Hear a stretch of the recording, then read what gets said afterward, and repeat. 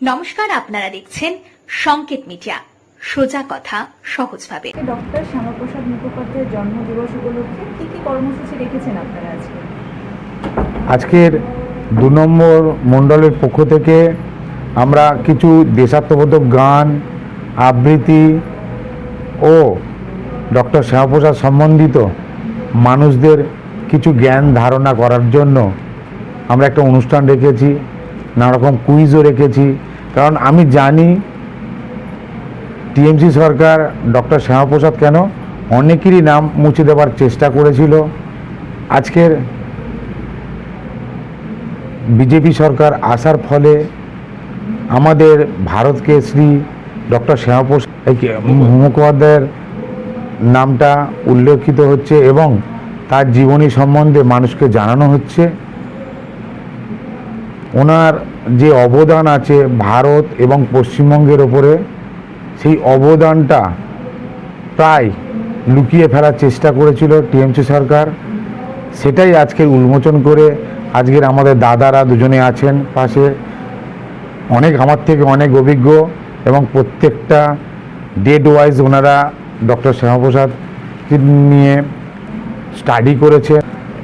কিন্তু আমি চাই প্রত্যেকটা মানুষের কাছে ডক্টর শ্যামাপ্রসাদ মুখোপাধ্যায়ের জীবনীটা যেন প্রত্যেকটা মানুষের কাছে গিয়ে পড়ে এবং ওনার অবদানটা কি সেটা জানানোর চেষ্টা করব। কারণ উনি 33 বছর বয়সে উনি আমাদের সেন্ট্রাল ইউনিভার্সিটির কলকাতার উনি অধ্যাপক হিসাবে নিযুক্ত হয়েছিলেন। তারপরে উনি ইংল্যান্ডে গিয়ে পড়াশোনা করেছেন, আরও ভালো করে পড়াশোনা করেছে দ্বিতীয়বারেরও উনি অধ্যাপক হিসেবে ফের নতুন করে নবনির্বাচিত হয়েছিলেন। এছাড়া নানা রকম আমাদের পশ্চিমবঙ্গে উনি একসময় সংসদও হয়েছিলেন। তো সেই সংসদের সময় উনি একদম কট্টর হিন্দুত্ববাদী ছিলেন। ভারতবর্ষের মধ্যে পশ্চিমবঙ্গটা না থাকারই প্ল্যান ছিল আমাদের ওই সময় প্রধানমন্ত্রী জওহরলাল নেহরুর, কিন্তু উনি আজকের পশ্চিমবঙ্গকে ভারতবর্ষের মধ্যে থাকার জন্য অনেক ওনার অবদান আছে। পশ্চিমবঙ্গকে অঙ্গরাজ্য হিসেবে ওনার নামটা ওনারাই লড়াই করে এটা রেখেছেন ভারতবর্ষের মধ্যে। এছাড়াও নানা রকম অবদান আছে। না করতে পারেনি, হয়তো আমাদের কোনো একটা বাড়ির মধ্যে লুকিয়ে বা দাদার বাড়ির ভেতরে আমরা প্রোগ্রাম করতাম, সেখানে হয়তো টিএমসির লোকেরা জানতে পারলে অত্যাচার করেছে, সেটা বড় কথা নয়, কিন্তু তাও আমরা চেষ্টা করেছি সেখানে প্রোগ্রামটা করতে। আজকে যে এত মানুষের সামনে এই প্রোগ্রামটা করতে পারবো এটা আমরা ভাবতে পারিনি। এটা আমাদের স্বপ্ন ছিল, সেই স্বপ্নটা আমরা হয়তো এখন বাস্তবায়ন করার চেষ্টা করছি। নমস্কার, দেখুন আজকে শ্যামাপ্রসাদের জন্মদিন শুধু আমাদের এই 2 নম্বর মণ্ডলে পালন হচ্ছে এটা নয়, সারা পশ্চিমবঙ্গ তথা সারা ভারতবর্ষেই এটা পালিত হচ্ছে।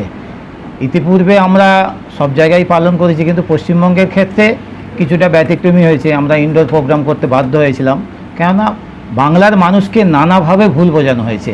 শ্যামাপ্রসাদজি যেহেতু একজন হিন্দুত্ববাদী নেতা ছিলেন, তা সেই হিন্দুত্বের যে ঈর্ষার কারণে আমাদের দীর্ঘ স্বাধীনতার পর থেকে ভারতবর্ষ তথা পশ্চিমবাংলায় যে সকল রাজনৈতিক দলরা শাসন ক্ষমতা বহন করেছে, তারা বিভিন্নভাবে ভারতের ইতিহাসকে বিকৃত করে হিন্দুত্ববাদী ইতিহাস ডক্টর শ্যামাপ্রসাদের যে অবদানকে মুছে ফেলার চেষ্টা করেছে। কিন্তু বর্তমানে আমাদের যে ভারতীয় জনতা পার্টির সরকার এসেছে, তাই তারা দৃঢ় প্রতিজ্ঞ যে শ্যামাপ্রসাদজিকে প্রত্যেকটা মানুষের কাছে পৌঁছে দেওয়া। তার অবদানের জন্যই আজকের আমরা এই পশ্চিমবঙ্গ বলে যে রাজ্যটায় বাস করছি সেখানে আমরা বাস করতে পারছি। কেন এটা পুরো পরিকল্পনা হয়েছিল যে পূর্ব যে পাকিস্তান তার অন্তর্ভুক্তি করার জন্যে। একমাত্র শ্যামাপ্রসাদজির লড়াইয়ের ফলেই আমরা সেই পূর্ব পাকিস্তানকে ভেঙে পশ্চিমবঙ্গ বলে একটা বাঙালিদের হোমল্যান্ড তৈরি, সেই অবদানকে আমরা ভুলে যেতে পারি না। এবং কমিউনিস্টরা এবং কংগ্রেসিরা পরিকল্পনা করে যেমন তাকে হত্যা করেছিল, তেমন তার অবদানকেও মুছে ফেলার একদম প্রচণ্ডভাবে প্রচেষ্টা করেছে। আমরা জানি বর্তমানেও তার নামে বিভিন্ন কুপ্রচার চলছে। তার বাবার জন্য তিনি নাকি প্রথম মানে অল্প বয়সে চ্যান্সেলর হয়েছে, ভাইস চ্যান্সেলর হয়েছিলেন ক্যালকাটা ইউনিভার্সিটি, কিন্তু সেটা সম্পূর্ণ মিথ্যা। আমরা জানি যে আশুতোষজি মারা গিয়েছিলেন 24 সালে আর উনি হয়েছিলেন 34 সালে, তাহলে তার অবদানটা কী করে থাকে? এরকম বিভিন্ন বিষয় আছে। অনেকে প্রচার করছে শ্যামাপ্রসাদজি একসময় মুসলিম লীগের সঙ্গে তিনি সরকার করেছিলেন, সেটাও সম্পূর্ণ মিথ্যা। আমরা জানি যে উনি যে ফজলুল হক এর নেতৃত্বে যে সরকার গঠন করেছিলেন সেটা হচ্ছে কৃষক প্রজা পার্টি, তার নেতা ছিলেন ফজলুল হক। তার সঙ্গে তিনি মুসলিম লীগকে আটকানোর জন্যেই তিনি সেই মন্ত্রিসভায় মন্ত্রিত্ব ছিলেন এবং সেই সরকার চালিয়েছিলেন। এরকম নানাভাবে প্রোপাগান্ডা সৃষ্টি করা হচ্ছে শ্যামাপ্রসাদজির বিরুদ্ধে। আমরা এই সব কিছুকে খণ্ডন করে শ্যামাপ্রসাদজি আমাদের ভারতীয় জনতা পার্টির শুধু প্রতিষ্ঠাতা নয়, তিনি আমাদের এই বাঙালিদের মানে জীবনদাতা। এই পশ্চিমবঙ্গে আমরা যে আজকে রয়েছি একমাত্র তার প্রচেষ্টার জন্যে, তার প্রতি কৃতজ্ঞতা জানানো আমাদের একান্ত কর্তব্য। প্রত্যেকটা বাঙালির সেই বিষয়টা মাথায় রাখা উচিত। যদি আমরা তার স্মরণ না করি, তাকে যদি আমরা স্বীকার করে না নিতে পারি, তাহলে আমাদের মতো অকৃতজ্ঞ পৃথিবীতে আর কেউ হবে না। আমরা সেটা কখনোই হতে দেবো না। বাঙালিকে আবার মাথা উঁচু করে দাঁড়ানোর জন্যে তাদের যে সকল রসদ আছে তার মধ্যে একজন হচ্ছে শ্যামাপ্রসাদ মুখার্জি। তাই আমরা তার স্মরণ, তাকে মনন করা, তার আচরণ সব কিছু নিজেদের মধ্যে আত্মীকরণ করাই আমাদের উদ্দেশ্য। নমস্কার। ডক্টর শ্যামাপ্রসাদ মুখার্জির আজের 125তম জন্মজয়ন্তী আমরা পালন করছি। আমরা প্রথম কথা যেটা হচ্ছে, এতদিন যেহেতু শ্যামাপ্রসাদ মুখার্জির জীবনী বা তার অবদান অনেকটা অন্তরালে রাখা হয়েছিল বা জনগণকে ভুলিয়ে রাখা হয়েছিল, প্রথম দরকার আছে আমরা মানুষের কাছে এটা জানাচ্ছি যে তার হিন্দু বাঙালির যে হোমল্যান্ড বলে একটা জায়গা ছিল, সেটা হচ্ছে এই পশ্চিমবঙ্গ। তিনি হোমল্যান্ডের জন্য অনেক আন্দোলন করেছিলেন এবং আমরা সেই আন্দোলনের যে অংশটা মানুষের জনগণের কাছে তুলে ধরার প্রচেষ্টা চালাচ্ছি। কেন জনগণের মধ্যে আমি দেখছি যে বেশিরভাগই লোক এটা তাদের অজ্ঞান বা অজ্ঞাতসারে হোক বা যে কোনোভাবে ভুলিয়ে দেওয়া হয়েছে, সেগুলো তারা জানে না যে শ্যামাপ্রসাদ মুখার্জির অবদান কী আছে। সেই অবদানটাকে তুলে ধরার জন্যে আমরা জনমানসে তার প্রভাব বিস্তার বা তার জীবনী এটা তুলে ধরার চেষ্টা করছি। তার জীবনী যে তার মেধা, তার বুদ্ধিমত্তা, তার কৃতিত্ব, এই বিষয়ে আমরা বিভিন্ন ধরনের আলোচনা করে যাচ্ছি।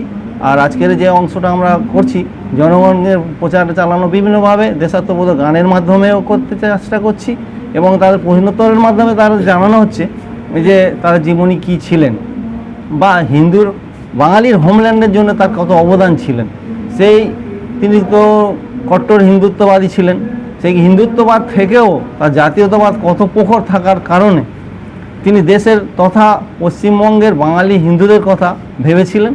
আর সেই হিন্দুদের কথা ভেবেছিলেন বলে বাঙালির হোমল্যান্ডে এখন আমরা পশ্চিমবঙ্গে বসবাস করছি। এটা আমরা শুধু নয়, আমরা সবাই যারা হিন্দু বাঙালি আছি তারা কিন্তু সেই সৌভাগ্যবান যে এখনও পর্যন্ত আমরা সুখের সঙ্গে এই পশ্চিমবঙ্গে বাস করছি।